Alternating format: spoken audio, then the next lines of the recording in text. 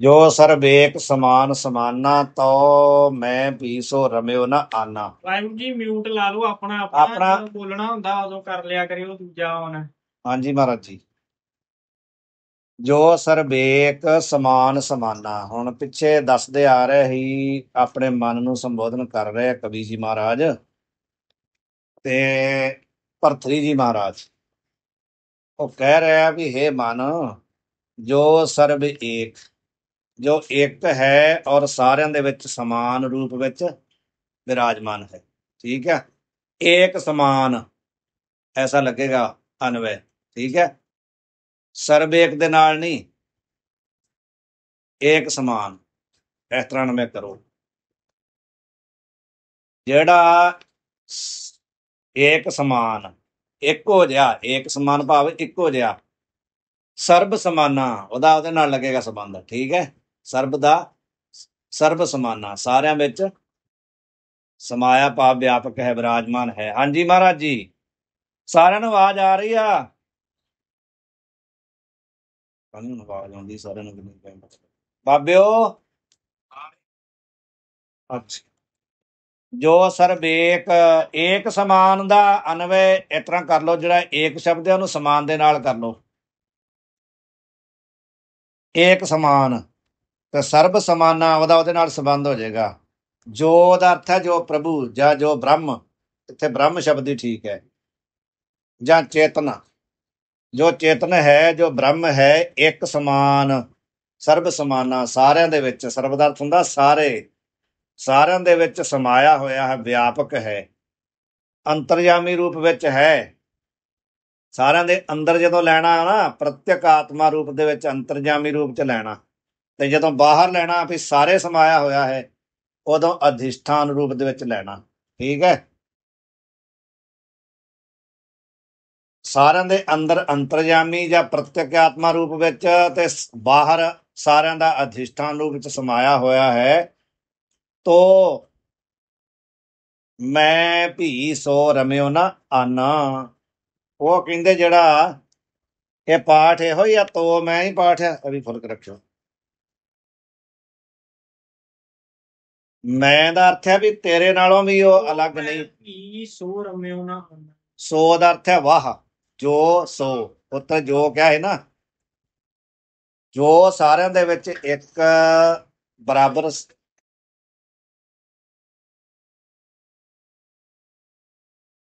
ਏਕ ਸਮਾਨ, ਪਹਿਲਾਂ ਤੇ ਅਨਵੈ ਜੋੜੋ, ਸਰਬ ਇੱਕ ਸ਼ਬਦ ਨੂੰ ਹਟਾ ਕੇ ਏਕ ਸਮਾਨ ਦੇ ਨਾਲ ਜੋੜੋ, ਸਰਬ ਹਟਾ ਕੇ ਏਕ ਸਮਾਨ। ਠੀਕ ਹੈ, ਏਕ ਸਮਾਨ ਦਾ ਅਰਥ ਸਮਝਦੇ ਆ, ਇੱਕ ਬਰਾਬਰ, ਇੱਕੋ ਜਿਹਾ, ਨਾ ਘੱਟ ਨਾ ਵੱਧ। ਤੇ ਸਰਬ ਸਮਾਨਾ ਉਹਦੇ ਨਾਲ ਅਨਵੈ ਲੱਗੇਗਾ। ਠੀਕ ਹੈ, ਸਾਰਿਆਂ ਦੇ ਵਿੱਚ ਬਰਾਬਰ ਵਿਆਪਕ ਹੈ, ਵਿਰਾਜਮਾਨ ਹੈ।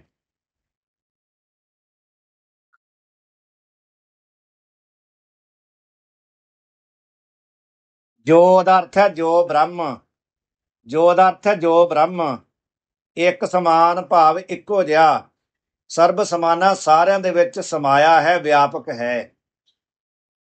ਔਰ ਸਾਰਿਆਂ ਦੇ ਵਿੱਚ ਵਿਆਪਕ ਦਾ ਜਿਹੜਾ ਅਰਥ ਮੈਂ ਸਮਝਾ ਰਿਹਾ, ਤੁਹਾਨੂੰ ਦੱਸ ਰਿਹਾ ਆ ਵੀ ਜਦੋਂ ਸਾਰਿਆਂ ਦੇ ਅੰਦਰ ਲੈਣਾ ਆ ਅੰਤਰਜਾਮੀ ਰੂਪ ਵਿੱਚ, ਪ੍ਰਤੱਖ ਆਤਮਾ ਰੂਪ ਵਿੱਚ, ਤੇ ਬਾਹਰ ਅਧਿਸ਼ਠਾਨ ਰੂਪ ਵਿੱਚ ਵਿਆਪਕ ਹੈ। ਠੀਕ ਹੈ, ਤੋ ਦਾ ਅਰਥ ਹੈ ਤੇਰੇ ਨਾਲੋਂ, ਜਾਂ ਮੈਂ ਦਾ ਅਰਥ ਹੈ ਤੇਰੇ ਨਾਲੋਂ। ਤੋ ਕਹਿੰਦੇ ਉਹ ਜਿਹੜਾ ਨਾ, ਮੈਂ ਵੀ ਤੇਰੇ ਨਾਲੋਂ ਵੀ ਅਲੱਗ ਨਹੀਂ ਹੈ, ਰਮਿਓ ਨਾ ਆਨਾ। ਰਮਿਓ ਦਾ ਅਰਥ ਹੈ ਨਾ ਸਾਰਿਆਂ ਦੇ ਵਿੱਚ ਰਮਿਆ ਹੋਇਆ, ਸਮਾਇਆ ਹੋਇਆ, ਜਿਹੜਾ ਸਾਰਿਆਂ ਦੇ ਵਿੱਚ ਹੈ ਨਾ, ਉਹ ਕਹਿੰਦੇ ਤੇਰੇ ਨਾਲੋਂ ਨਾ ਆਨਾ, ਤੇਰੇ ਨਾਲੋਂ ਅਲੱਗ ਨਹੀਂ ਹੈ। ਠੀਕ ਹੈ, ਲੱਗ ਗਿਆ? ਤੂੰ ਨਾ ਸਰਬ ਤੇ ਆਨ ਅਨਤ, ਇੱਥੇ ਪਾਠ ਕੀ ਆ? ਹੈ, ਇੱਕ ਮਿੰਟ ਦੇਖੋ। ਤੂੰ ਨਾ ਸਰਬ ਤੇ ਅਨਤ ਜਾਤੇ, ਅਨਤ ਇੱਕ ਜੱਜਾ ਵਾਧੂ ਇੱਥੇ, ਰਾਰਾ ਜੀ ਥੱਲੇ, ਇੱਥੇ ਕੱਲਾ ਅਨਤ ਆ ਜੀ। ਅਨੱਤਰ ਇੱਥੇ ਆ, ਅਨਿਅਤਰ, ਅਨਿਅਤਰ।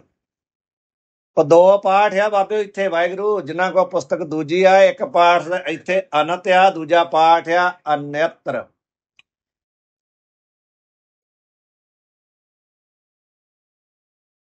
ਠੀਕ ਹੈ। ਕਹਿੰਦੇ ਆ ਤੂੰ ਨਾ ਸਰਬ ਤੇ, ਜਦੋਂ ਕਹਿੰਦੇ ਉਹ ਜਿਹੜਾ ਸਮਾਇਆ ਹੋਇਆ ਹੈ ਉਹ ਤੇਰੇ ਵਿੱਚ ਵੀ ਹੈ, ਤੇਰੇ ਤੋਂ ਅਲੱਗ ਨਹੀਂ ਹੈ। ਤੇ ਫਿਰ ਤੂੰ ਨਾ ਸਰਬ ਤੇ, ਫਿਰ ਤੂੰ ਸਾਰਿਆਂ ਨਾਲੋਂ ਅਲੱਗ ਨਹੀਂ, ਭਾਵ ਤੂੰ ਵੀ ਸਾਰਿਆਂ ਵਿੱਚ ਸਮਾਇਆ ਹੋਇਆ ਹੈ। ਤੂੰ ਨਾ ਸਰਬ ਤੇ ਅਨੰਤ, ਐਸਾ ਪਾਠ ਵੀ ਹੈ। ਅਨੰਤ ਭਾਵ ਅਲੱਗ। ਜਾ ਤੇ ਜਿਸ ਕਰਕੇ ਕਹਿੰਦੇ ਤੂੰ ਸਾਰਿਆਂ ਨਾਲੋਂ ਅਲੱਗ ਨਹੀਂ ਹੈ, ਉਹ ਤੇਰੇ ਵਿੱਚ ਸਮਾਇਆ ਹੋਇਆ ਹੈ, ਤੂੰ ਸਾਰਿਆਂ ਵਿੱਚ ਸਮਾਇਆ ਹੋਇਆ ਹੈ, ਇਸ ਕਰਕੇ ਤੂੰ ਸਾਰਿਆਂ ਨਾਲੋਂ ਅਲੱਗ ਨਹੀਂ ਹੈ। ਅਨੰਤ ਪਾਠ ਵੀ ਆ, ਅਨਿਤਰ ਪਾਠ ਵੀ ਆ। ਅਰਥ ਤੇ ਉਹਦਾ ਇਹੋ ਹੀ ਆ ਵੀ ਅਨੰਤ ਭਾਵ ਅਲੱਗ ਨਹੀਂ ਹੈ। ਜਾ ਤੇ ਭਾਵ ਜਿਸ ਕਰਕੇ, ਜਿਸ ਕਾਰਨ, ਜਿਸ ਕਾਰਨ ਤੂੰ ਸਾਰਿਆਂ ਨਾਲੋਂ ਅਲੱਗ ਨਹੀਂ ਆ, ਵਹੀ। ਹਾਂਜੀ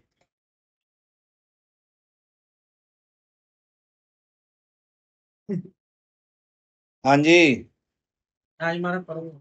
ਤੇ ਵਹੀ ਰੂਪ ਤਬ ਨਿਸ਼ਚੇ ਤਾਤੇ, ਤਾਤੇ ਤੇ ਜਾਤੇ ਦਾ ਸੰਬੰਧ ਹੈ ਆਪਸ ਵਿੱਚ। ਜਾਤੇ ਜਿਸ ਕਰਕੇ, ਤਾਤੇ ਇਸ ਕਰਕੇ। ਠੀਕ ਹੈ। ਜਿਸ ਕਰਕੇ ਤੂੰ ਸਾਰਿਆਂ ਨਾਲੋਂ ਅਲੱਗ ਨਹੀਂ ਹੈ, ਤਾਂ ਤੇ ਤੂੰ ਇੱਥੋਂ ਅਨਵੇ ਲਾਉਣਾ ਜਾਤੇ ਤਾਤੇ ਦਾ, ਵੀ ਜਿਸ ਕਰਕੇ ਤੂੰ ਸਾਰਿਆਂ ਨਾਲੋਂ ਅਲੱਗ, ਤੂੰ ਸਾਰਿਆਂ ਨਾਲੋਂ ਅਲੱਗ ਨਹੀਂ ਹੈ, ਅਨਿਤਰ ਨਹੀਂ ਹੈ, ਭਾਵ ਅਲੱਗ ਨਹੀਂ ਹੈ, ਵੱਖਰਾ ਨਹੀਂ ਹੈ, ਭਿੰਨ ਨਹੀਂ ਹੈ। ਤਾ ਤੇ ਇੱਥੋਂ ਅਨਵੇ ਚੁੱਕਣਾ, ਤਾ ਤੇ ਇਸ ਕਾਰਨ ਵਹੀ ਰੂਪ ਤਬ, ਇਸ ਕਰਕੇ ਤੇਰਾ ਰੂਪ ਕੀ ਵਹੀ, ਵਹੀ ਭਾਵ ਵਿਆਪਕ, ਸਾਰਿਆਂ ਵਿੱਚ ਸਮਾਨ, ਉਹ ਤੇਰਾ ਰੂਪ ਹੈ। ਉਹ ਕਿਹੜਾ ਆ ਅੱਗੇ ਫਿਰ ਦੱਸਦੇ ਆ, ਬ੍ਰਹਮ ਸਰਬ ਮੈਂ ਪੂਰਨ ਜੈਸੇ। ਜਿਸ ਜੈਸੇ ਭਾਵ ਜਿਸ ਤਰ੍ਹਾਂ ਬ੍ਰਹਮ ਸਾਰਿਆਂ ਦੇ ਵਿੱਚ ਪੂਰਨ ਹੈ। ਉਹੀ ਦੱਸਿਆ ਨਾ, ਪੂਰਨ ਦਾ ਅਰਥ ਅੰਦਰ ਲਾਉਣਾ ਤੇ ਅੰਤਰਜਾਮੀ ਰੂਪ ਵਿੱਚ, ਤੇ ਬਾਹਰ ਲਾਉਣਾ ਤੇ। ਬਾਬੇ ਤੁਸੀਂ ਸੁਣਦੇ ਨਹੀਂ, ਤੁਹਾਡਾ ਧਿਆਨ ਕਿੱਥੇ ਆ? ਬਾਰ-ਬਾਰ ਨਹੀਂ ਦੱਸਣਾ, ਧਿਆਨ ਵਿੱਚ ਰੱਖੋ। ਮੈਂ 3 ਵਾਰ ਦੱਸਿਆ ਜਾ ਤੇ ਤਾਤੇ ਦਾ ਸੰਬੰਧ, ਸਾਰੇ ਪਾਸਿਓਂ ਧਿਆਨ ਹਟਾ ਕੇ ਮੇਰੇ ਵੱਲ ਰੱਖੋ। ਤੁਹਾਡੇ ਲਾਗੇ ਕੋਈ ਹੈ? ਹਾਂ, ਤੇ ਫਿਰ ਤੁਸੀਂ ਉਸ ਹਿਸਾਬ ਨਾਲ ਬੈਠੋ ਨਾ, ਜਿੱਥੇ ਤੁਹਾਨੂੰ ਮੇਰੀ ਆਵਾਜ਼ ਜਿਹੜੀ ਸੁਣੇ। ਜਾਂ ਆਪਣਾ ਉਹ ਲਾ ਲਓ ਨਾ, ਉਹਨਾਂ ਨੂੰ ਦੱਸ ਦਿਆ ਕਰੋ, ਉਹਨਾਂ ਨੂੰ ਕਹਿ ਦਿਓ ਵੀ ਬਾਬਾ ਜੀ ਇਸ ਵੇਲੇ ਕਲਾਸ ਲੱਗਦੀ ਆ, ਅੰਦਰਲਾ ਸਪੀਕਰ ਲਾ ਲਓ, ਜਾਂ ਤੁਸੀਂ ਉਹ ਮੈਕ ਲਾ ਲਓ, ਆਪਣੇ ਮੈਕ। ਜਾ ਤੇ ਦਾ ਅਰਥ ਹੈ ਜਿਸ ਕਰਕੇ, ਤਾ ਤੇ ਦਾ ਅਰਥ ਹੈ ਇਸ ਕਰਕੇ। ਜਾ ਤੇ ਭਾਵ ਜਿਸ ਕਰਕੇ ਤੂੰ ਨਾ ਸਰਬ ਤੇ ਅਨੰਤ, ਤੂੰ ਸਾਰਿਆਂ ਨਾਲੋਂ ਭਿੰਨ ਨਹੀਂ ਹੈ, ਅਲੱਗ ਨਹੀਂ ਹੈ। ਤਾ ਤੇ ਦਾ ਇਸ ਕਰਕੇ ਤੇਰਾ ਵੀ ਵਹੀ ਰੂਪ ਹੈ। ਵਹੀ ਦਾ ਅਰਥ ਹੈ ਉੱਪਰ ਵਾਲਾ ਜਿਹੜਾ ਦੱਸਿਆ, ਜੋ ਸਰਬ ਇੱਕ ਸਮਾਨ ਸਮਾਨਾ। ਹੁਣ ਲੱਗ ਗਿਆ? ਹਾਂਜੀ ਵਾਹਿਗੁਰੂ।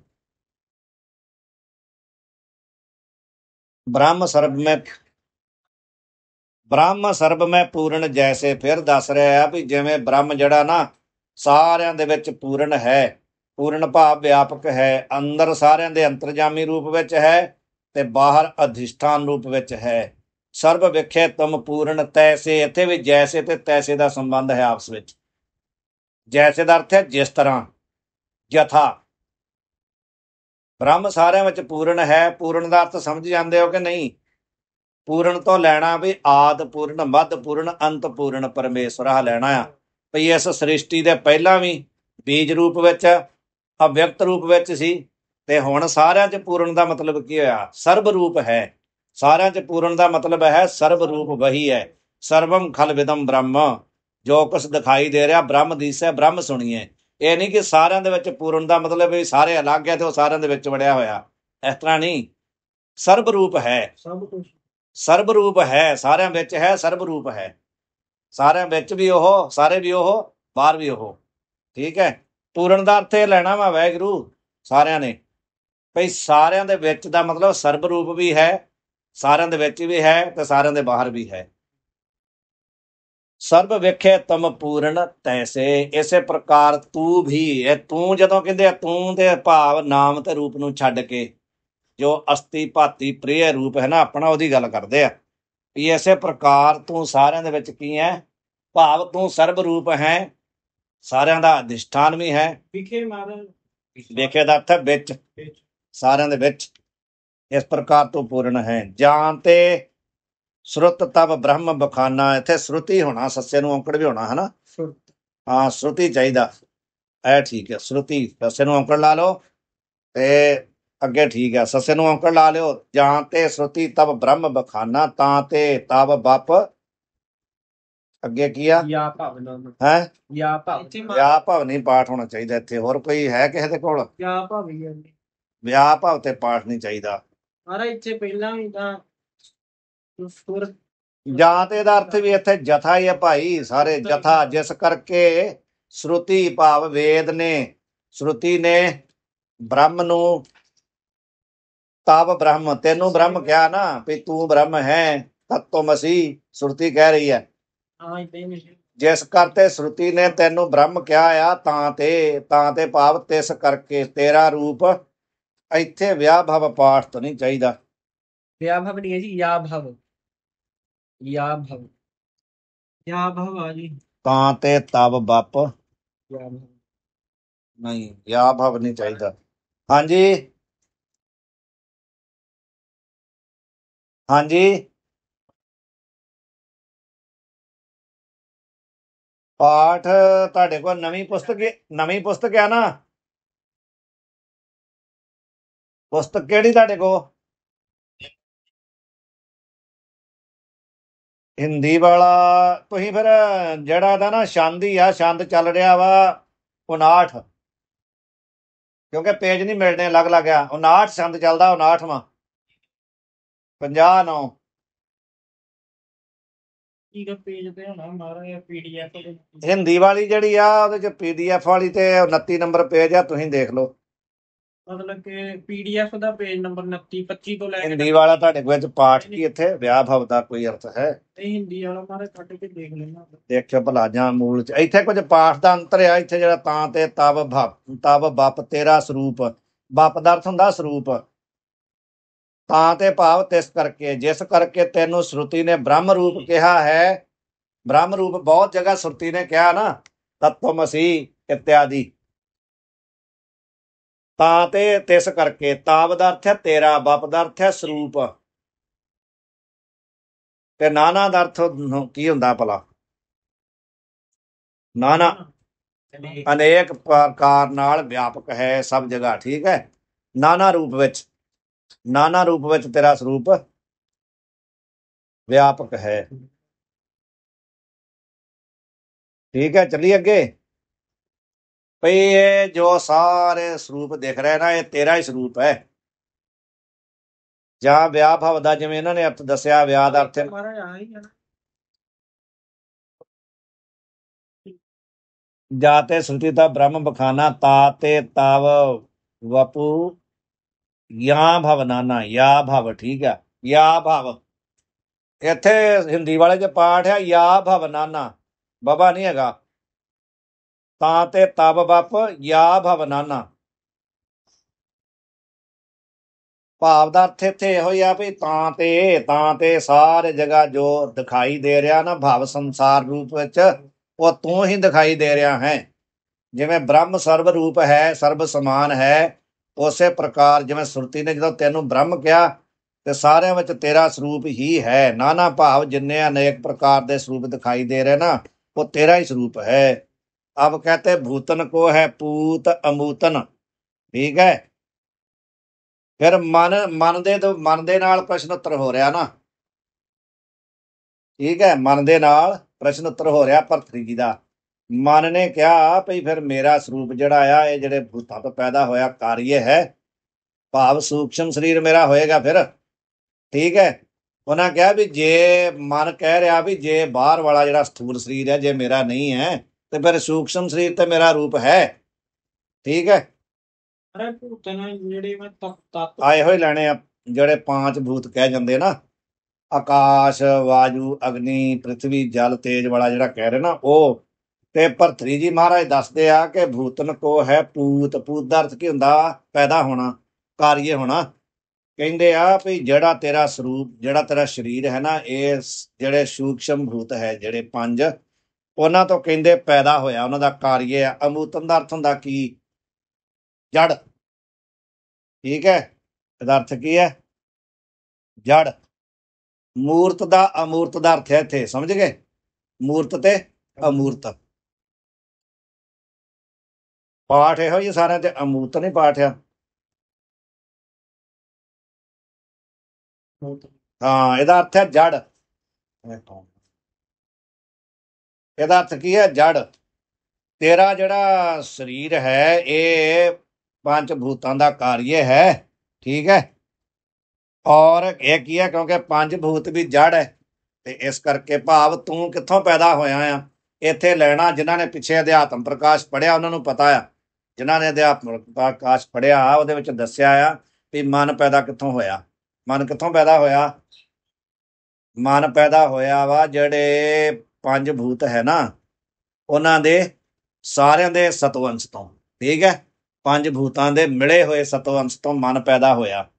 ਤਾਂ ਹੀ ਕਹਿ ਰਿਹਾ ਨਾ ਵੀ ਤੇਰਾ ਜਿਹੜਾ ਸਰੂਪ ਹੈ, ਮਨ ਨੂੰ ਕਹਿ ਰਿਹਾ, ਮਨ ਨਾਲ ਹੋ ਰਹੀ ਹੈ ਵਿਚਾਰ ਭਰਤਰੀ ਜੀ ਮਹਾਰਾਜ ਜੀ ਦੀ। ਤੇ ਉਹ ਕਹਿ ਰਿਹਾ ਵੀ ਜਿਹੜਾ ਤੇਰਾ ਸਰੂਪ ਹੈ ਇਹ ਕਿੱਥੋਂ ਪੈਦਾ ਹੋਇਆ? ਪੰਜ ਭੂਤਾਂ ਤੋਂ। ਤੇ ਪੰਜ ਭੂਤਾਂ ਤੋਂ ਆਪਾਂ ਸਮਝਣਾ ਉਹਨੂੰ ਸਮਝ ਆਏਗਾ ਜਿਹਨੇ ਅਧਿਆਤਮ ਪ੍ਰਕਾਸ਼ ਪੜ੍ਹਿਆ ਜਾਂ ਵਿਚਾਰ ਚੰਦਰੋਦੈ ਪੜ੍ਹਿਆ। ਮਿਲੇ ਸਤੋ ਅੰਸ਼ ਤੋਂ। ਹਾਂ, ਜਿਵੇਂ ਪੰਜਾਂ ਭੂਤਾਂ ਦੇ ਵਿੱਚ ਤਿੰਨੋਂ ਅੰਸ਼ ਹੈ ਨਾ, ਰਜੋ ਤਮੋ ਸਤੋ, ਤੇ ਪੰਜਾਂ ਭੂਤਾਂ ਦੇ ਮਿਲੇ ਹੋਏ ਸਤੋ ਅੰਸ਼ ਤੋਂ ਮਨ ਦੀ ਉਤਪੱਤੀ ਹੈ। ਪਰ ਕਹਿੰਦੇ ਫਿਰ ਵੀ ਪੰਜ ਭੂਤ ਵੀ ਜੜ ਹੈ ਤੇ ਤੇਰਾ ਸਰੂਪ ਵੀ ਜੜ ਹੈ। ਠੀਕ ਹੈ, ਤੇ ਜੜ ਪਰਨਾਸ ਕੇ ਪ੍ਰਣਾਮ ਹੈ ਪਾਠ ਇੱਥੇ। ਪ੍ਰਣਾਮ। ਇੱਥੇ ਪ੍ਰਣਾਮ ਕਰ ਲਓ ਬਾਬਾ ਜੀ, ਪਾਠ ਪਰਨਾਸ ਦੀ ਜਗ੍ਹਾ ਪ੍ਰਣਾਮ ਕਰ ਲਓ। ਆਵਾਜ਼ ਆ ਰਹੀ ਸਾਰਿਆਂ ਨੂੰ ਭਾਈ? ਕਿਹੜਾ? ਪ੍ਰਮਾਣ ਨਹੀਂ ਚਾਹੀਦਾ, ਪਰਿਣਾਮ ਚਾਹੀਦਾ। ਤੁਹਾਡੇ ਕੋਲ ਕੀ ਹੈ ਪਾਠ? ਪਰਿਣਾਮ ਹੁੰਦਾ ਵਾ, ਪਰਿਣਾਮ ਹੁੰਦਾ ਬਦਲਣਾ। ਪਰਿਣਾਮ ਹੋਰ ਹੁੰਦਾ, ਪਰਿਣਾਮ ਹੋਰ ਹੁੰਦਾ। ਪਰਿਣਾਮ ਭਾਵ ਬਦਲਣਾ। ਇੱਥੇ ਪਰਿਣਾਮ ਨਹੀਂ, ਪਰਿਣਾਮ। ਚਲੋ ਕੋਈ ਨਹੀਂ, ਪਰਿਣਾਮ ਦਾ ਅਰਥ ਉਹੀ ਹੈ, ਵੈਸੇ ਅਰਥ ਉਹੀ ਹੈ। ਠੀਕ ਹੈ, ਇਹ ਪਹਿਲੇ ਉੱਤੇ ਦੱਸਿਆ ਵੀ ਤੇਰਾ ਜਿਹੜਾ ਸਰੂਪ ਹੈ ਉਹ ਪੰਜ ਭੂਤਾਂ ਦਾ ਸਤਵੰਸ਼ ਦਾ ਕਾਰਯ ਹੈ, ਜੜ ਹੈ। ਤੇ ਜੜ ਪਰਿਣਾਮ, ਜਿਹੜਾ ਜੜ ਪਦਾਰਥ ਹੁੰਦਾ, ਪਰਿਣਾਮ ਦਾ ਅਰਥ ਹੈ ਬਦਲਦਾ ਆ। ਠੀਕ ਹੈ, ਜੜ ਪਦਾਰਥ, ਜੜ ਪਦਾਰਥ ਬਦਲਣਾ ਭਾਵ ਨਾਸ ਨੂੰ ਪ੍ਰਾਪਤ ਹੁੰਦਾ ਕਿ ਨਹੀਂ? ਬਦਲਦਾ ਰਹਿੰਦਾ, ਘਟਦਾ ਰਹਿੰਦਾ। ਬਦਲਣਾ ਭਾਵ ਉਹ 'ਚ ਤਬਦੀਲੀ ਆਉਂਦੀ ਰਹਿੰਦੀ ਹੈ। ਜੜ ਪਦਾਰਥ ਜਿਹੜਾ ਆ ਘਟਦਾ ਰਹਿੰਦਾ। ਪਰਿਣਾਮ ਭਾਵ ਬਦਲਣਾ। ਬਦਲਣ ਦਾ ਅਰਥ ਕੀ ਹੈ? ਜੜ ਪਦਾਰਥ ਹੌਲੀ ਹੌਲੀ ਛੀਣ ਹੋਈ ਜਾਂਦਾ ਤੇ ਫਿਰ ਨਾਸ ਹੋ ਜਾਂਦਾ। ਠੀਕ ਹੈ, ਨਾਸ ਨੂੰ ਪ੍ਰਾਪਤ ਹੋ ਜਾਂਦਾ ਕਿ ਨਹੀਂ? ਤੇ ਇਸੇ ਕਰਕੇ ਕਹਿੰਦੇ ਆ ਜੜ ਹੋਣ ਦੇ ਕਾਰਨ ਇਹ ਬਦਲਦਾ ਰਹਿੰਦਾ ਹੈ ਤੇ ਅੰਤ ਨੂੰ ਫਿਰ ਨਾਸ ਹੋ ਜਾਂਦਾ। ਮ੍ਰਿਦ ਜਨ ਦਾ ਉਦਾਹਰਣ ਦਿੱਤਾ। ਮ੍ਰਿਦ ਦਾ ਅਰਥ ਇੱਥੇ ਕੀ ਲੈਣਾ ਵਾ? ਮਿੱਟੀ ਤੋਂ ਬਣਿਆ ਹੋਇਆ ਘੜਾ। ਮ੍ਰਿਦ ਦਾ ਅਰਥ ਹੁੰਦਾ ਵਾ ਮ੍ਰਿਦ ਭਾਵ ਮਿੱਟੀ। ਠੀਕ ਹੈ, ਜਿਵੇਂ ਕਹਿੰਦੇ ਮਿੱਟੀ ਤੋਂ ਬਣਿਆ ਹੋਇਆ ਘੜਾ ਘਟਦਾ ਵੱਧਦਾ ਰਹਿੰਦਾ, ਖਤਮ ਹੋ ਜਾਂਦਾ ਨਾ, ਉਵੇਂ ਹੀ ਤੇਰਾ ਇਹ ਭਾਵ ਸਰੂਪ ਜਿਹੜਾ ਆ ਇਹ ਜੜ ਹੈ। ਤੇ ਜੜ ਹੋਣ ਕਰਕੇ ਕਾਰਯ ਹੈ, ਕਾਰਯ ਕਰਕੇ ਘਟਦਾ ਵੱਧਦਾ ਰਹਿੰਦਾ ਤੇ ਨਾਸ ਨੂੰ ਪ੍ਰਾਪਤ ਹੁੰਦਾ ਜਾਂਦਾ। ਭਾਵ ਉਤਪੰਨ ਹੋਣਾ ਤੇ ਨਾਸ ਹੋਣਾ, ਉਤਪੱਤੀ ਤੇ ਨਾਸ ਵਾਲਾ ਹੈ। ਚੇਤਨ ਇੱਕ ਰਸ, ਪਰ ਚੇਤਨ ਦਾ ਕੀ ਫਰਕ ਹੈ? ਚੇਤਨ ਇੱਕ ਰਸ ਹੈ, ਭਾਵ ਤੇਰਾ ਸਰੂਪ ਬਦਲਦਾ ਰਹਿੰਦਾ। ਚੇਤਨ ਇੱਕ ਰਸ ਭਾਵ ਇੱਕੋ ਜਿਹਾ, ਘਟਦਾ ਨਹੀਂ। ਅੱਬੇ ਹੈ ਅੱਗੇ ਪਤਾ, ਅੱਗੇ ਕੀ ਪਾਠ ਹੈ? ਐੜੇ ਨੂੰ ਕਰਨਾ ਵੀ ਆ।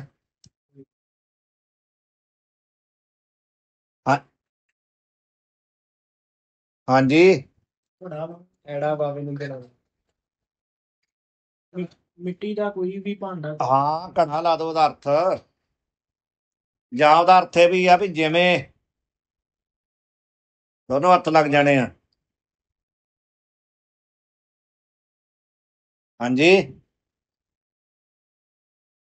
ਅਰਥ ਤੇ ਮੇਨ ਇਹੋ ਹੀ ਲਾਇਆ ਆ ਵੀ ਮਿੱਟੀ ਦੇ ਘੜੇ ਵਾਂਗੂ ਤਰਾ। ਠੀਕ ਹੈ, ਜਨ ਭਾਵ ਮੰਨ ਲਓ। ਹਾਂ, ਜਾਣ ਲਓ, ਉਹਦੇ ਇਹ ਹੱਥ ਲੱਗ ਜਾਣੇ ਆ। ਜਾਣ ਲਓ, ਮੰਨ ਲਓ। ਇੱਥੇ ਅਨਾਤਮ ਲਿਖਿਆ ਜੀ ਹਿੰਦੀ ਵਾਲੇ ਚ। ਕੀ ਲਿਖਿਆ? ਚੇਤਨ ਇੱਕ ਰਸ। ਇੱਕ ਮਿੰਟ, ਦਿਓ ਪਾਠ। ਆਤਮ ਤੋਂ ਬਾਅਦ ਚੇਤਨ ਇੱਕ ਰਸ ਅव्य ਅव्य ਆਤਮ ਅव्य ਹੈ ਨਾ ਅव्य ਅव्य ਪਾਠ ਮੈਂ ਤਾਂ ਕਹਿ ਰਿਹਾ ਹਾਂ ਵੀ ਅव्य ਹੋਣਾ ਚਾਹੀਦਾ। ਇੱਥੇ ਵਾਹਿਗੁਰੂ ਜਿਹੜਾ ਪਾਠ ਚੇਤਨ ਇੱਕ ਰਸ, ਇੱਥੇ ਐੜੇ ਨੂੰ ਕੰਨਾ ਹਟਾ ਦਿਓ, ਅव्य ਐ ਹੋਣਾ ਚਾਹੀਦਾ। ਜੋ ਚੇਤਨ ਹੈ ਉਹ ਇੱਕ ਰਸ ਭਾਵ ਇੱਕੋ ਜਿਹਾ ਹੈ, ਘਟਦਾ ਵੱਧਦਾ ਨਹੀਂ ਹੈ, ਬਦਲਦਾ ਨਹੀਂ ਹੈ, ਪਰਿਣਾਮੀ ਨਹੀਂ ਹੈ। ਪਰਿਣਾਮੀ ਭਾਵ ਬਦਲਣਾ ਬਦਲਦਾ ਨਹੀਂ। ਅव्य ਦਾ ਅਰਥ ਹੀ ਹੁੰਦਾ, ਅव्य ਦਾ ਅਰਥ ਕੀ ਹੁੰਦਾ ਆ? ਜਿਹੜਾ ਨਾ ਘਟਦਾ ਹੈ ਨਾ ਵੱਧਦਾ ਹੈ, ਇੱਕੋ ਜਿਹਾ ਰਹਿੰਦਾ ਹੈ, ਉਹ ਚੋਂ ਕੁਝ ਵੀ ਖਰਚ ਨਹੀਂ ਹੁੰਦਾ, ਘਟਦਾ ਵੱਧਦਾ ਨਹੀਂ, ਉਹਨੂੰ ਅव्य ਕਹਿੰਦੇ। ਵਿਆਹ ਦਾ ਅਰਥ ਕੀ ਹੁੰਦਾ ਆ? ਵਿਆਹ ਕਹਿੰਦੇ ਆ ਖਰਚਣਾ, ਕੋਈ ਚੀਜ਼ ਵਿਆਹ ਕਰਨਾ, ਵੇਚਣਾ, ਘਟਾਉਣਾ, ਠੀਕ ਹੈ। ਅव्य ਜਿਹੜਾ ਘਟਦਾ ਵੱਧਦਾ ਨਹੀਂ ਹੈ। ਆਤਮ ਸਰੂਪ ਹੈ ਭਾਵ ਬ੍ਰਹਮ ਸਰੂਪ ਹੈ। ਤੇ ਤਾਂ ਬਿਨ ਜੜ ਸੰਗਾਤ, ਇੱਥੇ ਹੋਣਾ ਚਾਹੀਦਾ ਅਨਾਤਮ। ਹਾਂਜੀ ਹੈ ਇੱਥੇ ਅਨਾਤਮ ਹੈ ਨਾ, ਇੱਥੇ ਅਨਾਤਮ ਕਰ ਲਓ ਸਾਰੇ। ਤਾ ਬਿਨ ਦਾ ਅਰਥ ਹੈ ਉਸ ਚੇਤਨ ਤੋਂ ਬਿਨਾ ਅਲੱਗ ਜਿੰਨੇ ਵੀ ਭਿੰਨ ਹੈ ਨਾ, ਜੜ ਰੂਪ ਸੰਘਾਤ ਭਾਵ ਸਮੂਹ, ਜਿੰਨਾ ਜੜ ਸੰਘਾਤ ਹੈ, ਜਿੰਨਾ ਜੜ ਸਮੁਦਾਇ ਹੈ, ਵਾਹ ਕੀ ਹੈ? ਅਨਾਤਮ। ਚੇਤਨ ਕੀ ਹੈ? ਅਨਾਤਮ ਨੇ, ਆਤਮ ਹੈ, ਇੱਕ ਰਸ ਹੈ। ਉਹ ਤੋਂ ਅਲੱਗ ਜਿੰਨਾ ਵੀ ਜੜ ਸਮੁਦਾਇ ਹੈ ਭਾਵ ਕਾਰਯ ਰੂਪ ਪ੍ਰਪੰਚ ਹੈ, ਉਹ ਸਾਰਾ ਅਨਾਤਮ। ਅਨਾਤਮ ਦਾ ਅਰਥ ਕੀ ਹੁੰਦਾ? ਜੜ ਰੂਪ, ਅਸਤ ਰੂਪ। ਅਬ ਅੱਗੇ ਦੱਸ ਰਿਹਾ ਸਤੋ ਅੰਸ਼ ਭੂਤਨ ਕੀ ਜੋ ਹੈ। ਹੁਣ ਦੱਸ ਰਿਹਾ, ਉਹ ਸਪਸ਼ਟੀ ਕਰ ਰਹੇ ਆ। ਸੰਘਾਤ ਦਾ ਕੀ ਦੱਸਿਆ ਸੀ? ਸੰਘਾਤ ਦਾ ਅਰਥ ਹੁੰਦਾ ਸਮੁਦਾਇ, ਸਮੂਹ, ਸਮੁਦਾਇ। ਸਤੋ ਅੰਸ਼ ਭੂਤਨ ਕੀ ਜੋ ਹੈ, ਹੁਣ ਇਹ ਦੱਸ ਰਿਹਾ। ਹੁਣ ਦੱਸ ਰਿਹਾ ਵੀ ਜਿਹੜੀ ਭੂਤਾਂ ਦੀ ਸਤੋ ਅੰਸ਼ ਹੈ, ਪਹਿਲਾਂ ਹੀ ਦੱਸਿਆ ਨਾ ਮੈਂ ਸ਼ੁਰੂ ਚ, ਸਤੋ ਅੰਸ਼ ਕਿੰਨਾ ਦੀ? ਭੂਤਨ। ਭੂਤਨ ਲੈਣਾ ਪੰਜ ਭੂਤ ਜਿਹੜੇ ਆ, ਕਿਹੜੇ ਕਿਹੜੇ ਆ? ਆਕਾਸ਼, ਵਾਯੂ, ਅਗਨੀ, ਜਲ ਤੇ ਪ੍ਰਿਥਵੀ। ਇਹ ਆ, ਇਹ ਜਿਹੜੇ ਕਹਿੰਦੇ ਆ। ਜਾਂ ਫਿਰ ਜੇ ਸੂਖਸ਼ਮ ਰੂਪ ਲੈਣਾ, ਇੱਥੇ ਪਤਾ ਕੀ ਲੈਣਾ ਇਹਨਾਂ ਦਾ? ਸੂਖਸ਼ਮ ਰੂਪ। ਇਹ ਜਿਹੜੇ ਆਪਾਂ ਨਾਮ ਲੈਂਦੇ ਆ ਨਾ ਪੰਜ, ਇਹ ਆ ਸਥੂਲ ਭੂਤ। ਜਦੋਂ ਇਹ ਪਹਿਲਾਂ ਪੈਦਾ ਹੁੰਦੇ ਸੂਖਸ਼ਮ ਰੂਪ ਚ, ਉਦੋਂ ਇਹਨਾਂ ਦਾ ਨਾਂ ਕੀ ਹੁੰਦਾ? ਸ਼ਬਦ, ਸਪਰਸ਼, ਰੂਪ, ਰਸ, ਗੰਧ। ਇਹ ਆ, ਇਹ ਸੂਖਸ਼ਮ ਹੈ, ਇਹ ਅਪੰਚੀਕ੍ਰਿਤ ਹੈ। ਜਿਹੜੇ ਦੂਜੇ ਉਹ ਪੰਚੀਕ੍ਰਿਤ ਕਰਕੇ ਬਣੇ। ਇਹ ਸੂਖਸ਼ਮ ਭੂਤਾਂ ਦਾ ਜਿਹੜਾ ਸਤੋ ਅੰਸ਼ ਹੈ, ਸਤੋ ਅੰਸ਼ ਭੂਤਨ ਕੀ ਜੋ ਹੈ, ਜੋ ਇਹਨਾਂ ਕਹਿੰਦੇ ਆ ਸੂਖਸ਼ਮ ਭੂਤਾਂ ਦੀ ਸਤੋ ਅੰਸ਼ ਹੈ ਨਾ, ਮਿਲੀ ਹੋਈ। ਤਾ ਤੇ ਕਹਿੰਦੇ ਉਸ ਤੋਂ ਅੰਤਸ਼ਕਰਨ ਭਇਓ ਹੈ, ਅੰਤਾਕਰਨ ਬਣਿਆ ਹੈ। ਦੱਸ ਕੇ ਮੈਂ ਜਿਹੜੇ ਹੁਣ ਮਹਾਰਾਜ ਜਿਹੜੇ ਅੰਸ਼ ਆਪਾਂ ਮੰਨ ਲੈਣਾ ਵਾ, ਇਹ ਦੂਜਿਆਂ ਦੀ ਆ ਜੀ, ਸੂਖਮ ਦੀ, ਸੂਖਮ ਆ ਜਿਹੜੇ ਸੂਖਸ਼ਮ। ਹਾਂ, ਜਿਹੜੇ ਜਦੋਂ ਜਾਨੀ ਪੈਦਾ ਹੁੰਦੇ ਆ, ਉਹ ਸੂਖਸ਼ਮ ਤੋਂ ਸੂਖਸ਼ਮ ਸ੍ਰਿਸ਼ਟੀ ਹੁੰਦੀ ਆ, ਸਥੂਲ ਤੋਂ ਸਥੂਲ ਸ੍ਰਿਸ਼ਟੀ ਹੁੰਦੀ ਆ। ਇਹ ਜਿਹੜਾ ਅੰਤःਕਰਨ ਹੈ ਨਾ, ਇਹ ਸੂਖਸ਼ਮ ਸਰੀਰ ਦੇ ਵਿੱਚ ਆਉਂਦਾ। ਮਨ ਅੰਦਰ ਆ ਜੀ। ਹਾਂ, ਮਨ ਵੀ ਉਹੀ ਆ, ਅੰਤःਕਰਨ ਹੀ ਆ ਮਨ ਵੀ। ਤੇ ਕਹਿੰਦੇ ਤਾਂ ਤੇ ਉਹਨਾਂ ਸੂਖਸ਼ਮ ਭੂਤਾਂ ਦੇ ਮਿਲੇ ਹੋਏ ਸਤੋ ਅੰਸ਼ ਤੋਂ ਅੰਤਸ਼ਕਰਨ ਭਇਓ ਹੈ, ਅੰਤःਕਰਨ ਪੈਦਾ ਹੋਇਆ ਹੈ। ਤੇ ਰਾਗ ਦਵੈਖ ਕੋ ਅੱਗੇ ਕੀ ਆ? ਭੋਖ ਸੁਜਾਤੇ। ਇਹਦੇ ਚ ਦੇਖਿਓ, ਘੋਸ਼ ਕੀ ਆ? ਘੋਸ਼ ਸੁਜਾਤੇ। ਘੋਸ਼ ਦਾ ਅਰਥ ਕੀ ਹੁੰਦਾ? ਘੋਸ਼ ਭਾਵ ਘਰ, ਸਮਝ ਗਏ? ਘੋਸ਼ ਦਾ ਅਰਥ ਕੀ ਆ? ਹਾਂ, ਘੋਸ਼ ਭਾਵ ਸੋ ਕਹਿੰਦੇ ਵਾਹ। ਇਸ ਕਰਕੇ ਕਹਿੰਦੇ ਉਹ ਅੰਤःਕਰਨ ਕੀ ਹੈ? ਰਾਗ ਦਵੇਸ਼ ਦਾ ਘਰ ਹੈ। ਘੋਸ਼ਾ ਭਾਵ ਘਰ। ਘੋਸ਼ ਸ਼ਬਦ ਸੰਸਕ੍ਰਿਤ ਦਾ ਆ। ਬਾਬਾ ਜੀ ਜੋਰਾਵਰ ਸਿੰਘ ਜੀ, ਘੋਸ਼ ਲਿਖਿਆ ਜੀ। ਘੋਸ਼ ਦਾ ਮਤਲਬ ਆ ਘਰ। ਘੋਸ਼ ਕਰ ਲਈਏ। ਇੱਕ ਸੰਸਕ੍ਰਿਤ ਦੇ ਵਿੱਚ ਦ੍ਰਿਸ਼ਟਾਂਤ ਦਿੰਦੇ ਆ ਕਿ ਗੰਗਾ ਜਾਮ ਘੋਸ਼ਾ, ਗੰਗਾ ਵਿੱਚ ਘਰ ਹੈ। ਠੀਕ ਹੈ, ਕਿਸੇ ਨੇ ਕਿਹਾ ਤੇਰਾ ਘਰ ਕਿੱਥੇ? ਆਪਾਂ ਕਹਿੰਦੇ ਆ ਹੀ ਆ, ਕਹਿੰਦੇ ਆ ਨਾ, ਆ ਦਰਿਆ ਤੇ ਹੀ ਆ। ਮਾਨੋ ਦਰਿਆ ਦੇ ਲਾਗੇ ਕਿਸੇ ਦਾ ਘਰ ਤੇ ਉਹ ਕਹਿੰਦਾ ਦਰਿਆ ਤੇ ਹੀ ਘਰ ਹੈ। ਦਰਿਆ ਦੇ ਪਾਸੇ ਹੋਏਗਾ ਨਾ, ਦਰਿਆ ਦੇ ਵਿੱਚ ਤੇ ਹੋਏਗਾ ਨਹੀਂ, ਸਮਝ ਗਏ? ਉਹ ਫਿਰ ਭਾਵ ਉੱਥੇ ਘੋਸ਼ ਸ਼ਬਦ ਆਇਆ ਘਰ। ਇੱਥੇ ਕਹਿੰਦੇ ਆ ਵੀ ਇਹ ਸਤੋ ਅੰਸ਼ ਜਿਹੜੀ ਭੂਤਾਂ ਦੀ ਉਹ ਤੋਂ ਪੈਦਾ ਹੋਇਆ, ਇਸ ਕਰਕੇ ਕੀ ਆ? ਰਾਗ ਦਵੇਸ਼ ਦਾ ਘਰ ਹੈ। ਭਾਵ ਰਾਗ ਤੇ ਦਵੇਸ਼, ਹਰਖ ਤੇ ਸੋਗ, ਖੁਸ਼ੀ ਗਮੀ ਇਤਿਆਦਿ ਸਾਰੇ ਕੀ ਆ? ਇਹ ਮਨ ਦੇ ਧਰਮ ਹਨ। ਠੀਕ ਹੈ। ਸੋ ਵੀ ਰਾਵਰੋ ਰੂਪ ਨਾ ਤਾਤੇ, ਹੈ ਹੀ ਆ। ਸੋ ਪਿਰਾਵਰੋ, ਇਹਦੇ ਚ ਪਾਠ ਕੀ ਆ? ਸੋ ਪਿਰਾਵਰੋ ਰੂਪ ਨਾ ਪਾਵੇ। ਇੱਥੇ ਇਹ ਹੀ ਆ ਵੀ ਸੋ ਪੀ, ਸੋ ਪਿਰਾਵਰੋ। ਉਹ ਤਾਂ ਇੱਥੇ ਵੀ ਇਤਨਾ ਹੀ ਆ ਵੈਸੇ, ਸੋ ਪੀ ਰਾਵਰ। ਸੋ ਪੀ ਦਾ ਅਰਥ ਆ ਵੀ ਉਹ ਜਿਹੜਾ ਰਾਗ ਦਵੇਸ਼ ਦਾ ਘਰ ਜਿਹੜਾ ਮਾਨਿਆ ਨਾ, ਸੋ ਵੀ ਵਾਹ ਵੀ, ਇੱਥੇ ਠੀਕ ਹੈ। ਲੱਗ ਹਾਂ, ਸੋ ਪਿਰਾਵਰੋ। ਪਿਰਾਵਰ ਉਹਦਾ ਨਹੀਂ ਮਤਲਬ ਹੈਗਾ, ਸੋ ਪੀ ਇਕੱਠਾ ਚਾਹੀਦਾ, ਰਾਵਰ ਵੱਖਰਾ ਚਾਹੀਦਾ। ਉਹ ਵੀ ਹੈ ਨਾ ਜੀ, ਉਹ ਵੀ। ਉਹ ਵੀ ਇਹਦਾ ਅਰਥ ਹੈ ਉਹ ਵੀ। ਪਹਿਲਾਂ ਕਿਹਾ ਵੀ ਇਹ ਉਹ ਵੀ ਐਸਾ ਕਿਉਂ ਕਹਿਣਾ ਪਿਆ? ਕਿਉਂਕਿ ਪਹਿਲਾਂ ਉੱਪਰ ਕਿਹਾ ਸੀ ਵੀ ਸਾਰਿਆਂ ਦੇ ਵਿੱਚ ਸਰਵੱਤਰ ਰੂਪ ਜਿਵੇਂ ਬ੍ਰਹਮ ਆ, ਤੂੰ ਆ, ਤੇ ਉੱਥੇ ਇਹ ਦੱਸਿਆ ਹੈ ਵੀ ਜਿਹੜਾ ਸਥੂਲ ਸਰੀਰ ਹੈ ਨਾ ਬਾਹਰ ਜਿਹੜਾ ਦਿਖਾਈ ਦੇ ਰਿਹਾ ਵਾ, ਇਹ ਤੇਰਾ ਬਾਹਰ ਵਾਲਾ ਜਿਹੜਾ ਦਿਖਾਈ ਦੇ ਰਿਹਾ ਇਹ ਸਰੂਪ ਨਹੀਂ ਹੈ। ਜਿਵੇਂ ਬ੍ਰਹਮ ਸਾਰਿਆਂ ਵਿੱਚ ਵਿਆਪਕ ਹੈ, ਉਵੇਂ ਤੂੰ ਵੀ ਵਿਆਪਕ ਹੈ। ਭਾਵ ਇਹ ਜਿਹੜਾ ਨਾਮ ਰੂਪਾਤਮਕ ਜੋ ਸਥੂਲ ਸਰੀਰ ਹੈ ਇਹ ਤੇਰਾ ਰੂਪ ਨਹੀਂ ਹੈ। ਤੇਰਾ ਸਰੂਪ ਕੀ? ਸਾਰਿਆਂ ਵਿੱਚ ਵਿਆਪਕ, ਸਾਰਿਆਂ ਦਾ ਅਧਿਸ਼ਠਾਨ। ਉੱਥੇ ਕੀਤਾ ਹੀ ਸਥੂਲ ਸਰੀਰ ਦਾ ਖੰਡਨ, ਇੱਥੇ ਕਿਹਦਾ ਕਰ ਰਿਹਾ? ਸੂਖਸ਼ਮ ਸਰੀਰ ਦਾ। ਸੋ ਵੀ ਕਹਿਣਾ ਪਿਆ ਨਾ, ਪਹਿਲਾਂ ਕਿਹਾ ਇਹ ਤੇਰਾ ਸਰੂਪ ਨਹੀਂ, ਫਿਰ ਕਿਹਾ ਇਹ ਵੀ ਤੇਰਾ ਸਰੂਪ ਨਹੀਂ ਹੈ। ਸਮਝ ਗਏ? ਸੋ ਪੀ ਕਿਉਂ ਕਹਿਣਾ ਪਿਆ? ਪਹਿਲਾਂ ਸਥੂਲ ਸਰੀਰ ਦਾ ਖੰਡਨ ਕੀਤਾ, ਹੁਣ ਸੂਖਸ਼ਮ ਸਰੀਰ ਦਾ ਦੱਸ ਕੇ ਆਏ ਵੀ ਜਿਹੜਾ ਅੰਤःਕਰਨ ਹੈ ਨਾ ਸੂਖਸ਼ਮ ਸਰੀਰ, ਵਾਹ ਵੀ, ਉਹ ਵੀ ਕਹਿੰਦੇ ਤੇਰਾ ਰੂਪ ਨਹੀਂ ਹੈ। ਇਹ ਚ ਮਾਰਾ ਸੂਖਸ਼ਮ ਦੇ ਕਰਤਾ ਨੇ ਜੀ ਆਹ ਵਾਲੇ। ਹਾਂਜੀ, ਰਾਵਰ ਦਾ ਅਰਥ ਹੁੰਦਾ ਤੇਰਾ, ਤੇਰਾ ਸਰੂਪ ਨਹੀਂ ਹੈ। ਤਾਂ ਤੇ ਜਾਂ ਤੇ ਦਾ ਇੱਥੇ ਫਿਰ ਸੰਬੰਧ ਹੈ, ਸਾਰੇ ਜਣੇ ਖਿਆਲ ਰੱਖਿਓ। ਜਾਂ ਤੇ ਦਾ ਅਰਥ ਹੈ ਜਿਸ ਕਾਰਨ ਇਹ ਜਿਹੜਾ ਅੰਤःਕਰਨ ਆ ਰਾਗ ਦਵੇਸ਼ ਦਾ ਘਰ ਆ, ਤਾਂ ਤੇ ਤਿਸ ਕਰਕੇ ਉਹ ਵੀ ਤੇਰਾ ਰੂਪ ਨਹੀਂ ਹੈ। ਭਾਵ ਤੂੰ ਸੂਖਸ਼ਮ ਸਰੀਰ ਰੂਪ ਨਹੀਂ ਹੈ, ਤੂੰ ਕੀ ਹੈ? ਸੂਖਸ਼ਮ ਸਰੀਰ ਦਾ ਅਧਿਸ਼ਠਾਨ, ਸੂਖਸ਼ਮ ਸਰੀਰ ਦਾ ਸਾਕਸ਼ੀ। ਅੱਗੇ ਆ ਗਿਆ ਅੱਗੇ ਆ ਗਿਆ ਹੁਣ ਕਾਰਨ ਸਰੀਰ ਦਾ ਖੰਡਨ ਕਰ ਦੇਣਗੇ। ਠੀਕ ਹੈ, ਵੀ ਤੂੰ ਮਨ ਨੂੰ ਇਹ ਸਮਝਾਉਣਾ ਆ ਵੀ ਤੂੰ ਬ੍ਰਹਮ ਰੂਪ ਆ, ਨਾ ਤੂੰ ਸਥੂਲ ਸਰੀਰ ਆ, ਨਾ ਤੂੰ ਸੂਖਸ਼ਮ ਸਰੀਰ ਆ, ਨਾ ਤੂੰ ਕਾਰਨ ਸਰੀਰ ਆ। ਹੁਣ ਦੱਸਦੇ ਕਾਰਯ ਦੁਆਰਾ ਜਿਸ ਅਨੁਮਾਨਾ, ਜਿਸ ਦਾ ਕਾਰਯ ਤੋਂ ਅਨੁਮਾਨ ਕੀਤਾ ਜਾਏ, ਕਿਹਦਾ? ਕਾਰਨ ਦਾ। ਸਮਝ ਗਏ?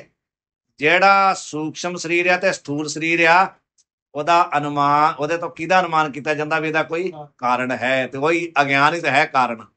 ਦੋਵਾਂ ਦਾ ਕਾਰਨ ਕੀ ਹੈ? ਅਗਿਆਨ। ਇਸ ਕਰਕੇ ਕਹਿੰਦੇ ਕਾਰਯ ਦੁਆਰਾ ਜਿਸ ਅਨੁਮਾਨਾ, ਜਿਸ ਦਾ ਕਾਰਯ ਦੇ ਦੁਆਰਾ ਅਨੁਮਾਨ ਕੀਤਾ ਜਾਏ, ਅੰਦਾਜ਼ਾ ਲਗਾਇਆ ਜਾਏ। ਜਿਵੇਂ ਮਿੱਟੀ ਤੋਂ ਕਿਹਦਾ ਅੰਦਾਜ਼ਾ, ਘੜੇ ਤੋਂ ਕਿਹਦਾ ਅੰਦਾਜ਼ਾ ਲਗਾਇਆ ਜਾਂਦਾ? ਮਿੱਟੀ ਦਾ। ਭਈ ਇਹ ਕਿਹਦੇ ਤੋਂ ਬਣਿਆ ਵਾ? ਮਿੱਟੀ ਤੋਂ। ਤੇ ਮਿੱਟੀ ਦੀ ਸਿੱਧੀ ਕਿਹਦੇ ਕਰਕੇ ਹੋ ਰਹੀ ਹੈ? ਘੜੇ ਦੇ ਕਰਕੇ। ਠੀਕ ਹੈ। ਜਾਂ ਜਿਵੇਂ ਇੱਕ ਦ੍ਰਿਸ਼ਟਾਂਤ ਗੁਰਬਾਣੀ ਦੇ ਵਿੱਚ ਆਇਆ ਨਾ, ਜਿਵੇਂ ਆਪਾਂ ਕਈ ਵਾਰ ਵਿਚਾਰਿਆ ਵਾ, ਭਈ ਸਵਾਮੀ ਤੇ ਸੇਵਕ। ਠੀਕ ਹੈ, ਸਵਾਮੀ ਦੀ ਪਹਿਚਾਣ ਕਿੱਥੋਂ ਹੁੰਦੀ ਆ? ਸੇਵਕ ਤੋਂ। ਜੇ ਸੇਵਕ ਨਾ ਹੋਵੇ ਤੇ ਸਵਾਮੀ ਦਾ ਪਤਾ ਨਹੀਂ ਲੱਗੇਗਾ ਨਾ। ਜੇ ਕੋਈ ਕਹੇਗਾ ਵੀ ਹੈ ਮੈਂ ਇਹਦਾ ਸੇਵਕ ਹਾਂ, ਤੇ ਤਾਂ ਹੀ ਉਹ ਸਵਾਮੀ ਹੈ ਨਾ। ਜਿਵੇਂ ਰਵਿਦਾਸ ਮਹਾਰਾਜ ਜੀ ਨੇ ਇਹੋ ਗੱਲ ਕਹੀ ਨਾ, ਵੀ ਜੋ ਪੈ ਹਮਨਾ ਪਾਪ ਕਰੰਤਾ ਅਹੇ ਅਨੰਤਾ, ਪਤਤ ਪਾਵਨ ਨਾਮ ਕੈਸੇ ਹੁੰਤਾ। ਜਦੀ ਮੈਂ ਪਾਪੀ ਨਾ ਕਹਾਉਂਦਾ ਤੇ ਤੈਨੂੰ ਪਤਤ ਪਾਵਨ ਕਿਸੇ ਨੇ ਨਹੀਂ ਕਹਿਣਾ। ਮੈਂ ਪਾਪੀ ਹੋਣ ਕਰਕੇ ਤੈਨੂੰ ਲੋਕ ਕਹਿੰਦੇ ਤੂੰ ਪਤਤ ਪਾਵਨ ਹੈ। ਕਿਹੜੀ ਪੰਕਤੀ? ਜੋ ਪੈ ਹਮਨਾ ਪਾਪ ਕਰੰਤਾ ਅਹੇ ਅਨੰਤਾ, ਪਤਤ ਪਾਵਨ ਨਾਮ ਕੈਸੇ ਹੁੰਤਾ। ਇੱਕ ਹੋਰ ਵੀ ਪੰਕਤੀ ਹੈ, ਪ੍ਰਭ ਤੇ ਜਨ ਜਾਨੀਜੈ। ਜਨ ਤੇ ਸਵਾਮੀ, ਪ੍ਰਭ ਤੇ ਜਨ ਜਾਨੀਜੈ। ਪ੍ਰਭੂ ਦੇ ਕਰਕੇ ਜਨ, ਤੇ ਜਨ ਦੇ ਕਰਕੇ ਪ੍ਰਭੂ। ਸੇਵਕ ਸਵਾਮੀ ਭਾਵ ਕਾਰਯ ਦੁਆਰਾ ਜਿਸ ਅਨੁਮਾਨਾ, ਜਿਸ ਦਾ ਕਾਰਯ ਦੇ ਦੁਆਰਾ ਅਨੁਮਾਨ ਕੀਤਾ ਜਾਂਦਾ ਹੈ, ਨਾ ਤਰ ਸੋ ਪ੍ਰਤੱਖ ਅਭਾਨਾ। ਇਹੀ ਹੈ। ਹਾਂਜੀ, ਨਾ ਤਰ ਸੋ ਪ੍ਰਤੱਖ। ਹਾਂ। ਜੇ ਕਹਿੰਦੇ ਆ ਵੀ ਕਾਰਯ ਨਾ ਹੁੰਦਾ, ਕਾਰਯ ਦੇ ਦੁਆਰਾ ਅਨੁਮਾਨ ਨਾ ਹੋਵੇ, ਤੇ ਫਿਰ ਕੀ ਹੈ? ਨਾ ਤਰ ਨਹੀਂ ਤਾਂ। ਨਾ ਤਰ ਦਾ ਅਰਥ ਆ ਨਹੀਂ ਤੇ। ਕਾਰਯ ਦੇ ਦੁਆਰਾ ਅਨੁਮਾਨ ਜੇ ਨਾ ਕੀਤਾ ਜਾਏ, ਨਹੀਂ ਤਾਂ ਸੋ ਪ੍ਰਤੱਖ ਅਭਾਨਾ। ਕਹਿੰਦੇ ਉਹ ਪ੍ਰਤੱਖ ਹੀ ਨਹੀਂ ਹੋ ਸਕਦਾ। ਅਭਾਨਾ ਅਭਾਵ ਹੈ ਨਾ, ਉਸका ਸਾਹਮਣੇ ਨਹੀਂ ਨਾ ਹੈ। ਪ੍ਰਤੱਖ ਭਾਵ ਦਿਖਦਾ ਨਹੀਂ ਹੈ, ਭਾਨ ਨਹੀਂ ਹੋ ਰਿਹਾ, ਪ੍ਰਤੀਤ ਨਹੀਂ ਹੋ ਰਿਹਾ, ਉਸਦੀ ਪ੍ਰਤੱਖ ਪ੍ਰਤੀਤੀ ਹੋ ਹੀ ਨਹੀਂ ਸਕਦੀ।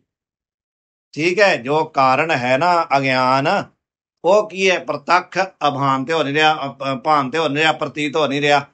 ਉਹਦਾ ਕੀ ਤੋਂ ਅਨੁਮਾਨ ਕੀਤਾ ਜਾਂਦਾ ਵਾ? ਕਾਰਯ ਤੋਂ। ਤੇ ਕਾਰਯ ਕੀ ਆ? ਸੂਖਸ਼ਮ ਤੇ ਸਥੂਲ ਸਰੀਰ। ਸੂਖਸ਼ਮ ਤੇ ਸਥੂਲ ਸਰੀਰ ਕਰਕੇ ਉਹਦਾ ਅਨੁਮਾਨ ਕੀਤਾ ਜਾਂਦਾ ਹੈ। ਬਿਬ ਉਬਾਦ ਕੋ ਕਾਰਨ ਜੋ ਹੈ ਬਿਬ ਉਪਾਧੀ। ਬਿਬ ਦਾ ਅਰਥ ਦੋ, ਤੇ ਦੋ ਜਿਹੜੀਆਂ ਉਪਾਧੀਆਂ ਕਿਹੜੀਆਂ, ਸੂਖਸ਼ਮ ਤੇ ਸਥੂਲ ਸਰੀਰ, ਉਹਨਾਂ ਦਾ ਜੋ ਕਾਰਨ ਹੈ ਉਹ ਕੀ ਹੈ, ਕਾਰਨ ਦੇਹ। ਤਾਂ ਉਹਦਾ ਅਨੁਮਾਨ ਇਹਨਾਂ ਦੋ ਸਰੀਰਾਂ ਤੋਂ ਹੁੰਦਾ ਨਾ, ਇਸ ਕਰਕੇ ਉਹ ਕੀ ਹੈ, ਕਾਰਨ। ਉਹਨੂੰ ਕੀ ਕਹਿੰਦੇ ਆ, ਕਾਰਨ ਦੇਹ। ਨਾ ਆਤਮ ਸੋ ਹੈ, ਸੋ ਵੀ ਕੀ ਹੈ, ਆਤਮਾ ਨਹੀਂ ਹੈ। ਕਾਰਨ ਸਰੀਰ ਵੀ ਕੀ ਹੈ, ਕਾਰਨ ਦੇਹ ਵੀ ਕੀ ਹੈ, ਆਤਮਾ ਨਹੀਂ ਹੈ। ਤੇ ਜੇ ਆਤਮਾ ਨਹੀਂ ਹੈ ਤਾਂ ਤੂੰ ਕੌਣ ਹੈ, ਆਤਮਾ ਹੈ। ਠੀਕ ਹੈ। ਕਾਰਨ ਸਰੀਰ ਵੈਸੇ ਖੋਲਿਆ ਤੇ ਬਹੁਤ ਹੀ, ਤੁਸੀਂ ਫਿਰ ਵੀ ਭੁੱਲ ਜਾਂਦੇ ਆ। ਤੇ ਅਧਿਆਤਮ ਪ੍ਰਕਾਸ਼ ਚ ਬਹੁਤ ਖੋਲਿਆ ਸੀ ਵੀ ਸੂਖਸ਼ਮ ਤੇ ਸਥੂਲ ਸਰੀਰ ਜਿਹਦੇ ਤੋਂ ਬਣਿਆ ਵਾ ਉਹਨੂੰ ਕਹਿੰਦੇ ਆ ਕਾਰਨ ਸਰੀਰ। ਉਹ ਕੀ ਆ, ਅਗਿਆਨ, ਅਵਿਦਿਆ, ਉਹੀ ਤਾਂ ਹੈ। ਇਹੀ ਕਹਿ ਰਿਹਾ ਵੀ ਦੋ ਉਪਾਧੀਆਂ ਦਾ ਜੋ ਕਾਰਨ ਹੈ, ਉਪਾਧੀ ਤੋਂ ਹੀ ਸਰੀਰ ਲੈਣੇ, ਦੋ ਸਰੀਰ, ਸਥੂਲ ਸਰੀਰ ਤੇ ਸੂਖਸ਼ਮ ਸਰੀਰ। ਤੇ ਉਹਨਾਂ ਤੋਂ ਉਹਨਾਂ ਦਾ ਜਿਹੜਾ ਕਾਰਨ ਹੈ ਉਹ ਕੀ ਹੈ, ਕਾਰਨ ਦੇਹ। ਉਹਨੂੰ ਕਹਿੰਦੇ ਆ ਕਾਰਨ ਦੇਹ।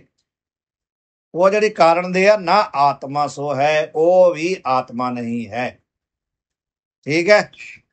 ਤੇ ਤੀਨ ਉਪਾਧੀ ਵਹੀਨੋ ਜੋਊ। ਹੁਣ ਇੱਥੇ ਕਹਿੰਦੇ ਆ ਵੀ ਸਥੂਲ ਸਰੀਰ, ਸੂਖਸ਼ਮ ਸਰੀਰ ਤੇ ਕਾਰਨ ਸਰੀਰ, ਇਹ ਤਿੰਨ ਉਪਾਧੀ ਹੋ ਗਈ ਨਾ। ਇਹਨਾਂ ਤਿੰਨਾਂ ਉਪਾਧੀਆਂ ਤੋਂ ਵਹੀਨੋ ਭਾਵ ਰਹਿਤ, ਇਹਨਾਂ ਤਿੰਨਾਂ ਉਪਾਧੀਆਂ ਤੋਂ ਜੋ ਰਹਿਤ ਹੈ ਰੂਪ ਤੁਮਾਰੋ, ਉਹ ਤੇਰਾ ਰੂਪ ਹੈ। ਨਿਸ਼ਚੈ ਕਰ ਲੈ ਵੀ ਉਹ ਤੇਰਾ ਰੂਪ ਹੈ। ਭਾਵ ਨਾ ਤੂੰ ਕਾਰਨ ਸਰੀਰ ਆ, ਨਾ ਤੂੰ ਸਥੂਲ ਸਰੀਰ ਆ, ਨਾ ਤੂੰ ਸੂਖਸ਼ਮ ਸਰੀਰ ਆ। ਇਹਨਾਂ ਤਿੰਨਾਂ ਸਰੀਰਾਂ ਤੋਂ ਰਹਿਤ ਤੇਰਾ ਸਰੂਪ ਹੈ। ਉਹ ਕੀ, ਇਹਨਾਂ ਤਿੰਨਾਂ ਸਰੀਰਾਂ ਦਾ ਅਧਿਸ਼ਠਾਨ, ਸਾਖੀ। ਠੀਕ ਹੈ। ਜਿਹਦੇ ਵਿੱਚ ਤਿੰਨੇ ਸਰੀਰ ਕੀ ਆ, ਕਲਪਿਤ ਆ। ਵਹੀਨੋ ਦਾ ਅਰਥ ਹੈ ਰਹਿਤ, ਬਿਨਾਂ ਉਹਨਾਂ ਤੋਂ। ਨਹਿ ਤਤ ਬ੍ਰਹਮ ਰੂਪ ਨਿਜ ਧਿਆਵਹਿ। ਤਤ ਬ੍ਰਹਮ, ਵਾਹ ਬ੍ਰਹਮ। ਠੀਕ ਹੈ। ਤਤ ਬ੍ਰਹਮ ਭਾਵ ਵਾਹ ਬ੍ਰਹਮ।